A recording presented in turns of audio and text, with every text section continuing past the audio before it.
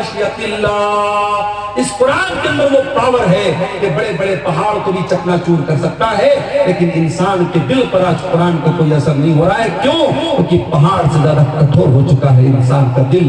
میرے پیارے ساتھیوں، سکون کی دولت بھی اسی قرآن کے ذریعے ملے گی، اسی اللہ کے ذکر کے ذریعے ملے گی، اور جو آدمی توحید کے راستے پر چلتا ہے اس کے دل کو اللہ تعالیٰ سکون کی دولت سے بھی مالا مال۔ موسیٰ علیہ السلام کو دیکھیے، بنی اسرائیل کو لے کے جا رہے ہیں، فرعون کو پتا چلا، فرعون نے پیچھا کیا، سامنے دریائے قلزم آ گیا۔ موسیٰ علیہ السلام کے ساتھیوں نے کہا کہ اے موسیٰ انا لمدرکون، اب تو ہم پکڑ لیے جائیں گے، ہمیں کون بچائے گا؟ موسیٰ علیہ السلام نے بڑے اطمینان سے جواب دیا، کلا ان معی ربی سیہدین، اے میری قوم کے لوگوں، میرا رب میرے ساتھ ہے، میرا اللہ میرے ساتھ ہے، وہ ضرور کوئی نہ کوئی راستہ نکالے گا۔ یہ سکون حضرت موسیٰ کے دل میں کیسے پیدا ہوا؟ یہ توحید کی بدولت پیدا ہوا۔ جب انسان کی توحید پکی ہوگی، جب اللہ پر یقین پکا ہوگا، بڑے بڑے مشکل حالات میں بھی وہی سکون اس کے دل میں موجود ہے۔ موسیٰ علیہ السلام نے کہا میرا رب میرے ساتھ ہے، وہ ضرور کوئی نہ کوئی راستہ نکالے گا۔ فَأَوْحَيْنَا إِلَى مُوسَىٰ أَنِ اضْرِب بِعَصَاكَ الْبَحْرَ فَانفَلَقَ فَكَانَ كُلُّ فِرْقٍ كَالطَّوْدِ الْعَظِيمِ۔ اللہ فرماتا ہے ہم نے موسیٰ سے کہا اے موسیٰ تو پانی کے اوپر اپنے عصا کو، اپنی لاٹھی کو مار دے، پانی پھٹ جائے گا اور دونوں طرف پانی رک جائے گا اور بیچ میں راستہ بن جائے گا۔ پانی کے اوپر کبھی راستہ بنتے دیکھا ہے؟ منیہاری کا برج بن رہا ہے، کتنے زمانے سے کام چل رہا ہے، ابھی لوگ بتا رہے 2026-27 میں کام کمپلیٹ۔ پانی کے اندر برج بنانا آسان کام نہیں، پانی کے اندر پیلر کھڑا کرنا آسان کام نہیں ہے۔ اللہ تعالیٰ کی ٹیکنالوجی ہے، اللہ نے پانی کو روک دیا دونوں طرف اور بیچ میں روڈ بن گئی، راستہ بن گیا، اور موسیٰ علیہ السلام اپنے ساتھیوں کے ساتھ بڑے آرام سے پانی کو کراس کر گئے۔ اللہ تعالیٰ کی جو ٹیکنالوجی ہوتی ہے، اللہ کی جو تدبیر ہوتی ہے، انسان وہاں تک پہنچ بھی نہیں سکتا۔ واللہ خیر الماکرین، انسانوں کی تدبیر اللہ کی تدبیر کے سامنے کچھ نہیں ہے۔ جب اللہ اپنی پلاننگ کرے گا تو انسانوں کی تدبیر، انسانوں کی چال بازی، انسانوں کی مکاری دھری کی دھری رہ جائے گی۔ اللہ کی تدبیر ان کی ساری مکاریوں کو ختم کر دے گی۔ تو توحید پہ چلنے والا سکون کی دولت سے مالا ہے۔ جو انسان توحید پر چلتا ہے وہ اللہ کے کیمرے سے ہمیشہ ڈرتا رہتا ہے۔ دنیا کا کیمرہ، آج آپ کسی بڑے مارکیٹ میں چلے جائیں، کٹیہار کی کسی بڑے دکان میں، مال میں چلے جائیں، آپ مالدہ میں چلے جائیں، آس پاس پورنیہ چلے جائیں، بڑی بڑی دکانوں پہ کیمرے لگے ہیں۔ کیوں لگے بھائی کیمرے؟ کیمرے لگے ہیں صاحب، ان کو کہتے ہیں سی سی ٹی وی کیمرہ۔ وہ سیکیورٹی کے لیے لگے ہیں، سرکشا کے لیے لگے ہیں۔ کیمرہ لگا ہے تو چوری نہیں ہوگی، کیمرہ لگا ہے تو کوئی غلط کام نہیں ہوگا۔ جو انسان توحید پر چلتا ہے اسے اللہ تعالیٰ کے کیمرے کا ڈر سب سے زیادہ ہوتا ہے، کیونکہ انسان کا بنایا ہوا کیمرہ تو فیل بھی ہو سکتا ہے۔ انسان کے بنے ہوئے کیمرے میں جو چیزیں ریکارڈ ہو رہی ہیں ان کا ٹائم ہوتا ہے، 1 مہینہ تک ریکارڈ ہوگی، 6 مہینے تک ریکارڈ ہوگی، 1 سال تک ریکارڈ ہوگی، اس کے بعد وہ فائل ڈیلیٹ ہو جائے گی، ختم ہو جائے گی۔ لیکن اللہ تعالیٰ کا جو کیمرہ چل رہا ہے، فرمایا ہوا ان علیکم لحافظین کرامن کاتبین یعلمون ما تفعلون۔ میرے بندو، ہم نے تمہارے اعمال کو ریکارڈ کرنے کے لیے فرشتوں کو لگا دیا ہے، وہ تمہاری ایک ایک ایکٹیویٹی کو ریکارڈ کر رہے ہیں، اور جو کچھ تم کر رہے ہو میرے فرشتے ریکارڈ کر رہے ہیں۔ اور فرشتوں کی جو یہ ریکارڈنگ ہو رہی ہے یہ ڈیلیٹ ہونے والی نہیں ہے، یہ بند ہونے والی نہیں ہے میرے پیارے ساتھی۔ جو انسان توحید پہ چلتا ہے اسے اللہ کی پکڑ کا ڈر ہوتا ہے کہ اللہ تعالیٰ سے بچ کے کہاں جائیں گے۔ یہی وجہ ہے حضرت لقمان اپنے بچے سے کہتے ہیں یا بنیا انہا ان تک مثقال حبۃ من خردل، اے میرے بچے اگر ایک رائی کے دانے کے برابر بھی کوئی چیز ہوگی وتکن فی صخرہ، اور کسی چٹان کے اندر وہ چیز چھپی ہوئی ہوگی، او فی السماء، آسمانوں میں کہیں ہوگی، او فی الارض، یا زمین پہ کہیں ہوگی، یأتی بہا اللہ، اللہ تعالیٰ رائی کے دانے کے برابر چیز کو بھی سامنے دے۔ اللہ کے نبی کے پاس ایک صحابی آئے، کہا ہے اللہ کے رسول میرے کچھ غلام ہیں میرے ساتھ بدتمیزی کرتے ہیں، میں کبھی کبھی مار دیتا ہوں، برا بھلا کہتا ہوں۔ اے اللہ کے رسول کیا میری پکڑ ہوگی اللہ کے یہاں؟ اپنے غلاموں کو اگر مار دیا، پیٹ دیا، برا بھلا کہہ دیا، کیا میری پکڑ ہوگی اللہ کے یہاں؟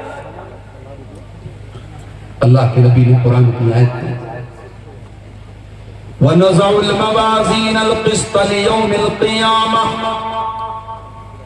ہم قیامت کے دن انصاف کا ترازو رکھیں گے، فَلَا تُظْلَمُ نَفْسٌ شَيْئًا، اور قیامت کے دن اللہ کے ترازو پر کسی کے ساتھ کوئی انیائی نہیں ہوگا۔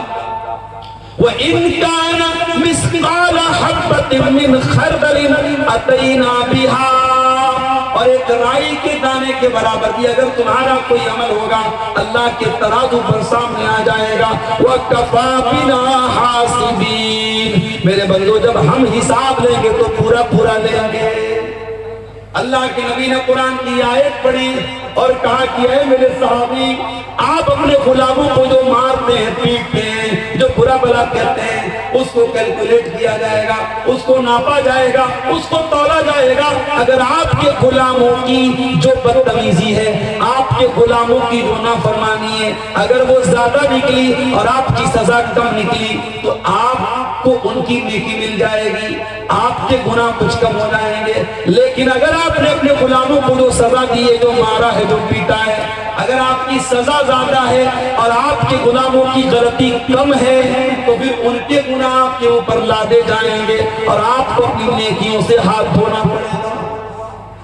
اللہ، صحابی ایک کونے میں جا کے رونے لگے، بڑی دیر تک روتے رہے، آنسو بہاتے رہے اور روتے ہوئے کہنے لگے اللہ کے نبی انی اشہدک علی انہم احرار، اے اللہ کے نبی اتنا بڑا خطرہ میں مول نہیں لے سکتا، اپنے غلاموں کو میں مار رہا ہوں، پیٹ رہا ہوں، اگر اس کے بدلے قیامت کے دن مجھے ان کے گناہ میرے اوپر لاد دیے جائیں اور میری نیکیوں سے مجھے ہاتھ دھونا پڑے، میں اتنا بڑا رسک نہیں لے سکتا، میں اتنا بڑا خطرہ مول نہیں لے سکتا۔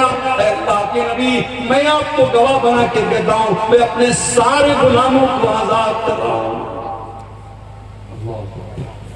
یہ ہوتی ہے توحید کی برکت۔ جب انسان توحید پہ چلتا ہے اس کے دل میں اللہ کا ڈر ہوتا ہے کہ مجھے اللہ کو حساب دینا، اور جب توحید پر نہیں چلتا ہے، جب اللہ کا کوئی ڈر نہیں ہوتا ہے تو چور بن جاتا ہے، بے ایمان بن جاتا ہے، کرپٹ بن جاتا ہے، بھرشٹاچاری بن جاتا ہے۔ میرے پیارے ساتھی، حضرت عبداللہ ابن عمر کو دیکھو، سفر میں جا رہے ہیں، پیاس لگی، بھوک لگی، ایک چرواہا ان کو ملا، دیکھا چرواہے کے ساتھ بکریاں بہت ساری ہیں، کہا کہ اے میرے بھائی کسی بکری کا دودھ پلا دے، میں قیمت دے دیتا ہوں، پیسہ دے دیتا ہوں۔ چرواہا بولا کہ نہیں، یہ بکریاں میری نہیں ہیں، میرے مالک کی ہیں، مجھے صرف بکری چرانے کو بولا گیا ہے، میں کسی بکری کا دودھ آپ کو نہیں پلا سکتا۔ عبداللہ ابن عمر کو بڑی حیرت ہے، یہ چرواہا آدمی ہے، غلام ہے، اس کو اتنی عقل ہے، اتنا شعور ہے کہ میں نے بکری کا دودھ مانگا، یہ نہیں دے رہا ہے، کہہ رہا ہے میرے مالک کی بکری ہے۔ انہوں نے آزمانے کے لیے اس کا امتحان دینے کے لیے کہا اے چرواہے ایک کام کر دو، اپنی بکریوں میں سے ایک بکری مجھ کو دے دو، میں تجھ کو اس کی قیمت دے دیتا ہوں، مالک پوچھے تو بتا دینا کہ بکری کو بھیڑیا لے کے چلا گیا، بھیڑیا آیا تو ایک بکری کو لے کے چلا گیا، مالک تجھے کوئی سزا نہیں دے گا اور تجھے پیسے بھی مل جائیں گے، تیرا بھی کام بن جائے گا، میرا بھی کام بن جائے گا، میں بکری کا دودھ دو لوں گا، ضرورت پڑی تو ذبح کر لوں گا، میرا بھی فائدہ، تیرا بھی فائدہ۔ چرواہے نے کہا بہت اچھی، بہت اچھی، بہت اچھا آفر پیش کیا۔ اے عبداللہ ابن عمر آپ کا آفر برا نہیں، آپ کا آفر بہت اچھا ہے، آپ بھی خوش، میں بھی خوش، مالک بھی خوش، بس مجھے ایک سوال کا جواب دے دیجئے، فَأَيْنَ اللَّهِ، اللہ کو کیا جواب دیا؟ کل اللہ پوچھے گا قیامت کے دن کہ تو نے اپنے مالک کے ساتھ غداری کی، چیٹنگ کی، فراڈ کیا، دھوکہ کیا، بے وقوف بنایا اپنے مالک کو، میں اللہ کو کیا جواب دوں گا؟ بس مجھ کو ہی اس چرواہے کے منہ سے فَأَيْنَ اللَّهِ، اللہ کہا گیا، میں اللہ کو کیا جواب دوں گا؟ یہ سن کر کہ عبداللہ بن عمر رونے لگے، آنکھوں سے آنسو جاری ہو گئے۔ پوچھا تیرا مالک کون ہے؟ مدینہ آئے، مالک کا پتہ لگایا اور مالک کو قیمت دے کر کے اس غلام کو آزاد کر دیا، اور آزاد کرنے کے ٹائم اس غلام سے کہا، اے چرواہے، اے کل تک تو غلام رہنے والا انسان، آج اس طرح ایک جملے نے تجھ کو دنیا کی غلامی سے بچا لیا ہے، اور مجھے امید ہے کل قیامت کی جہنم کی آگ سے بھی تجھے یہ جملہ بچا لے گا۔ اللہ کا یہ ڈر توحید جب دل میں ہوگی تب پیدا ہوگا۔ جب آپ توحید کے پکے ہوں گے تو اللہ کا یہ ڈر آپ کے دل میں پیدا ہوگا۔ حضرت عمر کو دیکھو، گشت لگا رہے ہیں اپنے دور حکومت، دنیا آرام سے سوتی ہے، اور عمر فاروق عام لوگوں کا کپڑا پہن کے گشت لگاتے ہیں پورے علاقے میں، پورے مدینہ میں، کون بھوکا ہے، کون پیاسا ہے، کون پریشان ہے، لوگوں کی مدد کر رہے ہیں۔ حضرت عمر کا گزر ایک مکان کے پاس سے ہوتا ہے، اندر سے ایک عورت کی آواز آتی ہے، عورت اپنی بچی سے کہہ رہی ہے، اپنی بیٹی سے کہہ رہی ہے، اے بیٹی صبح دودھ بیچنے جانا ہے، اٹھ کر کے تو دودھ میں پانی ملا دے۔ بیٹی کہتی امی جان کیا آپ نے امیر المومنین کا آرڈر نہیں سنا؟ کیا حضرت عمر کا حکم آپ نے نہیں سنا کہ دودھ میں پانی ملانا اپرادھ اور جرم ہے؟ امی جان آپ قانون کی خلاف ورزی کیسے کر سکتے ہیں؟ ماں نے کہا بیٹا رات کا سناٹا ہے، عمر آرام سے اپنے گھر میں لیٹے ہوں گے، عمر کہاں یہاں دیکھ رہے تو اٹھ کر کے دودھ میں پانی۔ بیٹی نے کہا امی جان عمر لا یرانا فرب عمر یرانا، اگر عمر ہم کو نہیں دیکھ رہے کوئی بات نہیں، عمر کا رب تو ہم کو دیکھ رہا ہے۔ امی جان کل قیامت کی جب اللہ تعالیٰ پوچھے گا، جب عمر کا رب پوچھے گا کہ تو نے دودھ میں پانی ملا کر کے فراڈ کیوں کیا، دھوکہ کیوں کیا، تو نے لوگوں کو اصلی دودھ کے نام پہ ملا بٹی دودھ کیوں بیچا، امی جان اب اللہ کو کیا جواب دیں گے؟ کیا اللہ بھی نہیں دیکھ رہا ہے؟ حضرت عمر نے مکان کا نمبر نوٹ کیا، گھر آئے، سارے بچوں کو بلایا، اے میرے بچوں میں نے ایک لڑکی کی آواز سنی ہے، میں نہیں جانتا وہ کتنی خوبصورت ہے، میں نہیں جانتا اس کا خاندان کیسا ہے، میں نہیں جانتا اس کی برادری کیسی ہے، میں اتنا جانتا ہوں وہ لڑکی دیندار ہے، وہ لڑکی اللہ سے ڈرنے والی ہے، وہ لڑکی بہت متقی اور پرہیزگار ہے، اور میں اس لڑکی کو اپنے گھر کی بہو بنانا چاہتا ہوں، کیا تم میں سے کوئی اس لڑکی سے شادی کرنے کو تیار ہے؟ حضرت عمر کے بیٹے ان کا نام عاصم تھا، انہوں نے کہا کہ ابا جان میں شادی کروں۔ اللہ یہاں تو جب تک پورا جغرافیہ نہ طے کر لیا جائے، لڑکی کتنی پڑھی لکھی ہے، لڑکی کتنی خوبصورت ہے، لڑکی کتنی اسمارٹ ہے، اس کی انسٹاگرام پر کتنی آئی ڈی ہے، واٹس ایپ پر کتنے نمبر ہیں، کون سا موبائل وہ چلاتی ہے، جب تک سارا جغرافیہ نہ پتہ کریں تب تک رشتہ کہاں طے ہوتا ہے؟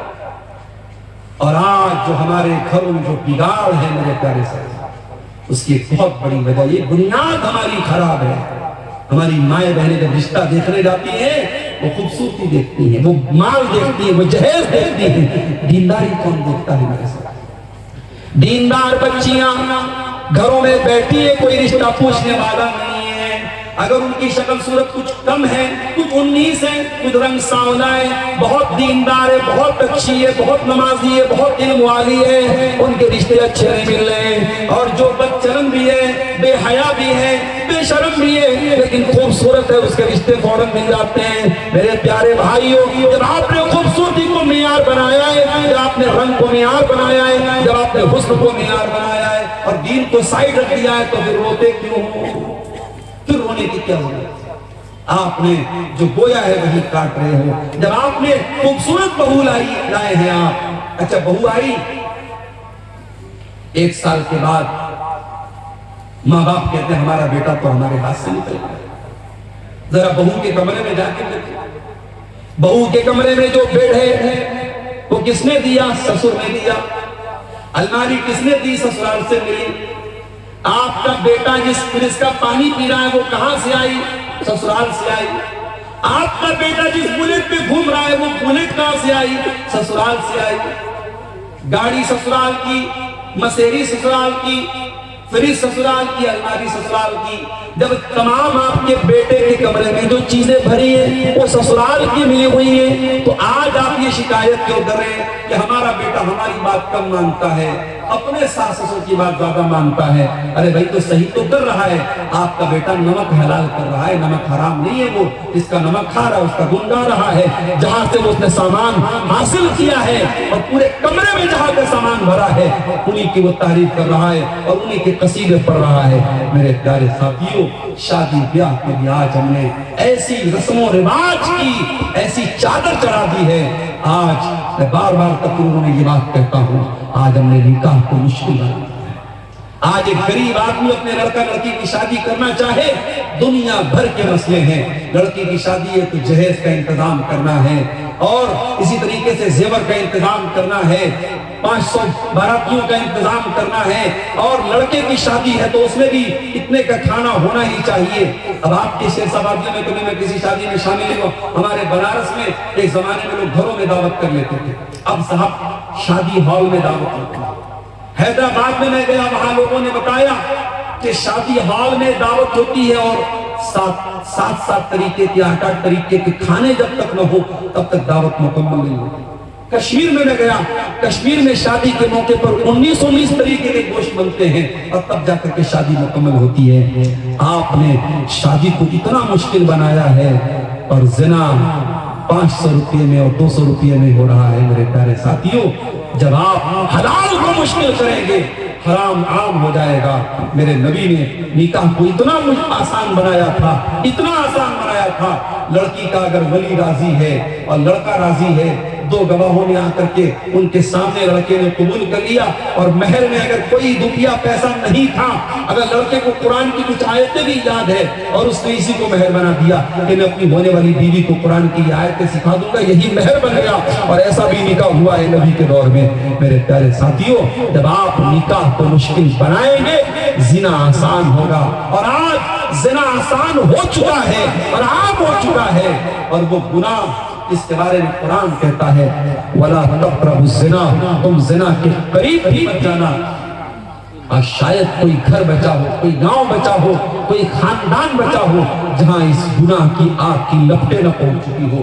جو اسلام کی نظر میں تیسرا بڑا گناہ تھا، شرک کے بعد اور قتل کے بعد جو ٹاپ کرائم ہے، جو اسلام کی نظر میں تیسرا بڑا گناہ ہے، آج مسلمانوں کی بستیوں میں، مسلمانوں کے گاؤں میں، مسلمانوں کے علاقوں میں زنا عام ہو رہا ہے۔ میرے پیارے ساتھیوں، اور حالات یہاں تک پہنچ چکے ہیں کہ اب مسلمان لڑکیوں کا تعلق غیر مسلم لڑکوں کے ساتھ بھی ہو رہا ہے، یہاں تک حالات پہنچ چکے ہیں۔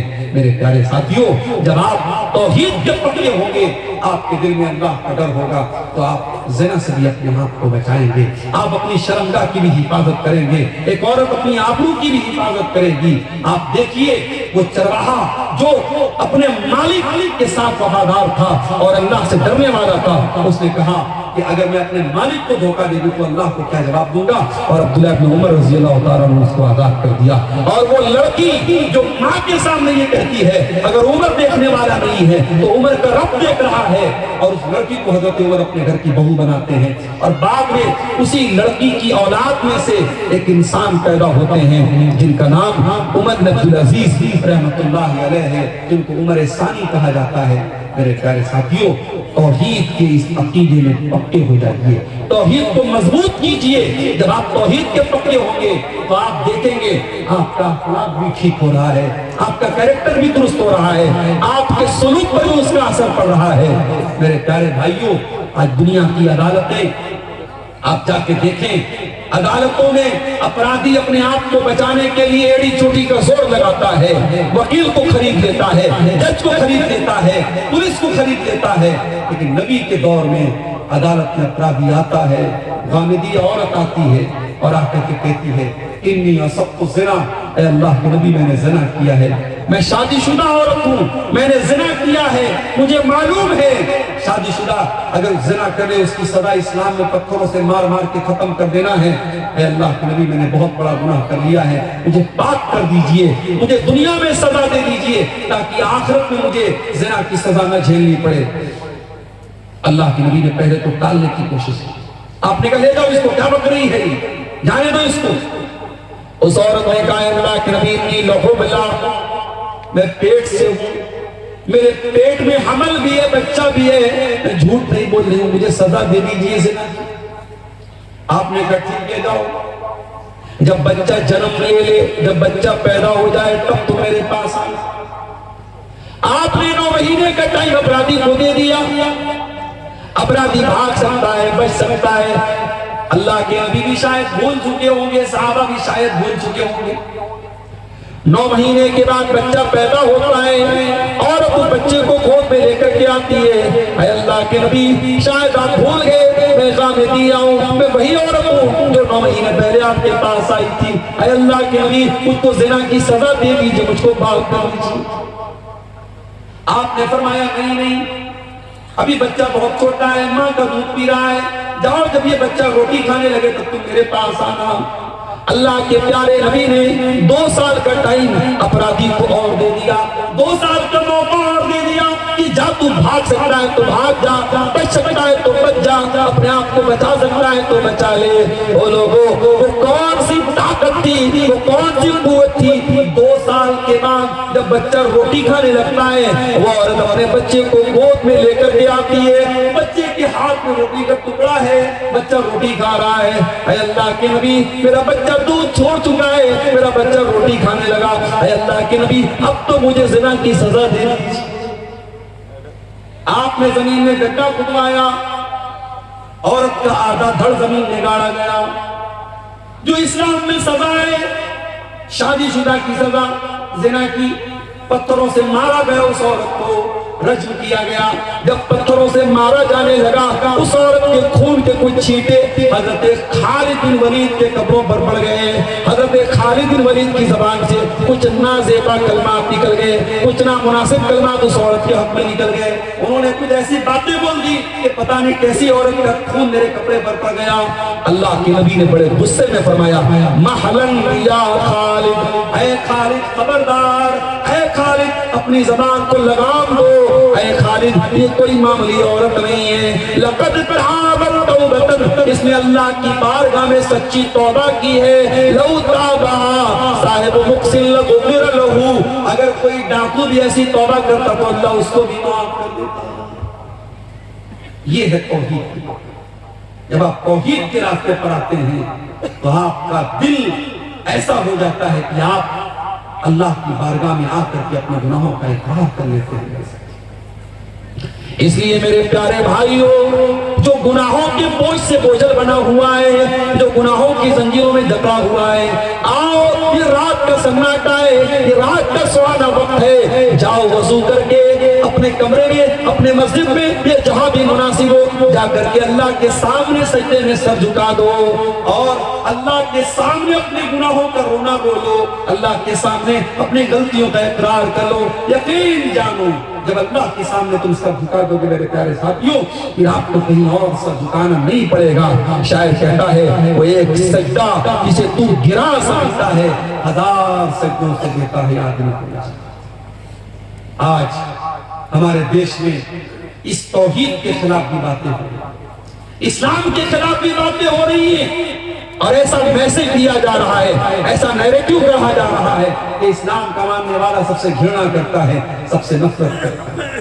معاف کیجیے, توحید نفرت نہیں سکھاتی ہے, توحید انسانیت سکھاتی ہے. اسلام کی نظر میں کوئی پیدائشی اقدار سے اونچا نیچا نہیں ہے. دوسرے مذہب والوں کے یہاں کسی کے بارے میں یہ عقیدہ ہے کہ وہ صاحب وہ ان کے بھگوان کے سر سے پیدا ہوا ہے, کوئی پیٹ سے پیدا ہوا ہے, کوئی پیر سے پیدا ہوا ہے, کوئی نچلی جاتی کا ہے, کوئی اونچی جاتی کا ہے. یہ ان کا عقیدہ ہے, ان کی بلیف ہے, ان کی آستہ ہے, وہ اس پر کوئی کمنٹ نہیں کرنا. مگر اسلام کیا, یا ایھا الناس انا خلقناکم من ذکر و انثی وجعلناکم شعوبا وقبائل لتعارفوا ان اکرمکم عند اللہ اتقاکم. ہے مانو جاتی, हे इंसानों, तुम एक माता पिता की संतान हो, आदम की औलाद हो, हव्वा की औलाद हो। हाँ, तुम्हारे कबीले अलग अलग है, तुम्हारे खानदान अलग अलग है। कोई शेख साबादी है, कोई अंसारी है, कोई शेख है, कोई बंगाली है, कोई बिहार का रहने वाला है, कोई कुरैशी है, कोई उस्मानी है, कोई कुछ है। ये खानदान अलग अलग है, ये बरादरियां अलग अलग है। वो लोगों, ये बरादरियां इसलिए नहीं है ये तारफू, ताकि तुम एक दूसरे को अपने से ऊंचा समझो। नहीं, ये बिरादरियां तो पहचान के लिए है, ये बिरादरियां तो तुम्हें एक दूसरे को जानने के लिए है। इन्ना अक्रमकुम इंदल्लाहि अत्काकुम, अल्लाह ताला की तुम्हारी मेरिट अगर बनेगी तो तकवा की बुनियाद पे बनेगी। अल्लाह क्या तुम्हारा दर्जा अगर तय होगा तो तकवा की बुनियाद पे। आप कौन सी बिरादरी के हैं, कौन से खानदान के हैं, आपका बाप कौन था, अल्लाह के लिए नहीं देखा जाएगा। अल्लाह के आपका तकवा आपकी मेरिट तय करेगा। मेरे प्यारे साथियों, हजरत नूह अलैहिस्सलाम का बेटा एक नबी का बेटा होने के बावजूद डूब गया, और शायर कहता है बगावत पर हुआ आमादा तो डूबे नूह का बेटा। यहाँ नामो नसब की बरतरी से कुछ नहीं होता।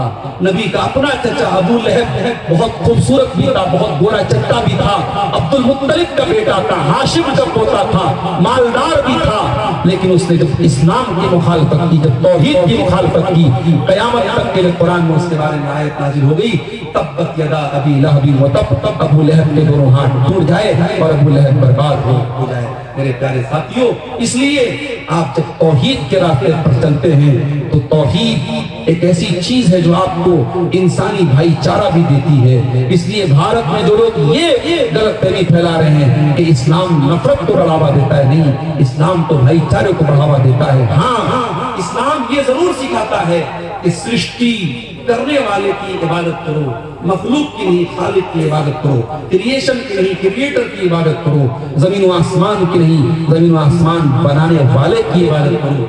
दुनिया की और सारी मजहबी जो ताकतें हैं वो ये कहती है सब कुछ खुदा है, और इस्लाम ये कहता है सब कुछ खुदा का है, सब कुछ अल्लाह का है, सब कुछ अल्लाह की तरफ से है। और जब मरने वाला मरता है मुसलमानों के यहाँ तो हमें जुमला पढ़ते हैं इन्ना लिल्लाहि व इन्ना इलैहि राजिऊन, कि हम सब अल्लाह की प्रॉपर्टी हैं और हमें मर के अल्लाह की तरफ पलट के जाना है। मेरे प्यारे साथियों, तौहीद के कुछ समरात और तौहीद के कुछ फवायद मैंने आपके सामने बयान किए हैं। मैं उम्मीद करता हूं कि आप इस जो मैसेज दिया गया है इस तकरीर में, तौहीद का जो दर्स आपके सामने रखा गया है, उसको आप अपने ज़हनों में उतारेंगे। हम अल्लाह से दुआ करते हैं रब्बुल आलमीन हमें कलमे तौहीद के तकाज़ों को समझने की तौफीक अता फरमा।